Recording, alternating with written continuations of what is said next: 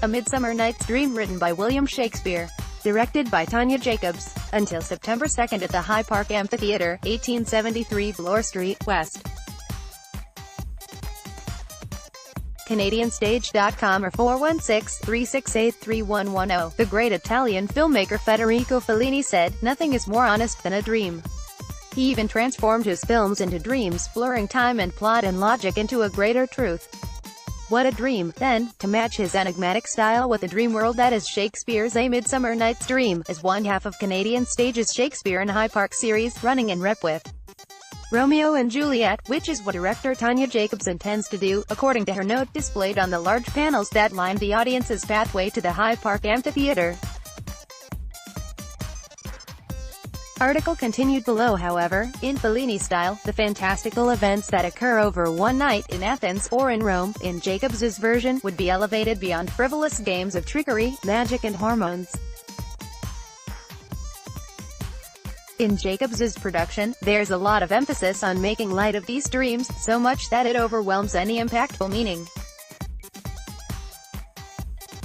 After an opening melange of clownish lassies from whom the carnies who perform the play within the play eventually emerge, we get the noticeably stiff and repressed introductory conflict between Hermia, Amara and her love Lysander, David Patrick Fleming, against Hermia's father Aegeus, Gordon Bolan, and the man he has betrothed Hermia to, Demetrius Jacobemen.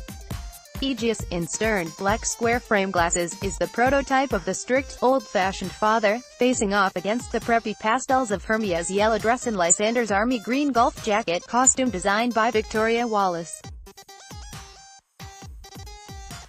Mac Fife, meanwhile, shows uncharacteristic restraint as Theseus, the duke who presides over the dispute, nearly to the point of concern. Though a bit awkward, the oppression of this first scene is meant to offset the burst of energy and sexual hijinks when the two romantic teens flee into a nearby theme park, pursued by Demetrius and Hermia's longtime friend, Helena, Rachel Kearns, who gives her character a stubborn backbone, instead of relying on groveling, lovesick for Demetrius, free from adult rule.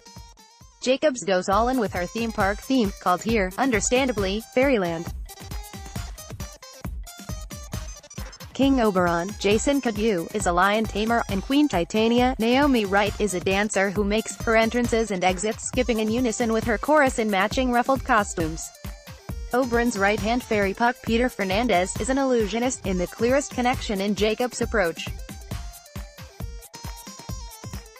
There's less thought apparent in the players, who rehearse the tragedy Pyramus and Thisbe in between their carny jobs at the park. As the opening scene leans too hard into the austere side, Jacobs lets the rest of the play run wild, jamming in jokes that can't always land. Quince, Jenny Young, is an entertainingly uptight stage director, but an aside that makes fun of the cross-gender casting in her play is unclear and quickly tossed away.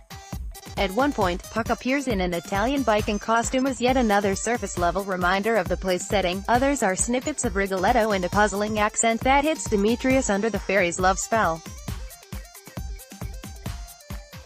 And cartoonish sound effects are hit or miss, but a missed cue on a particularly exaggerated punch can send the actors into choring fits, and it's not a good sign if that gets the biggest laugh.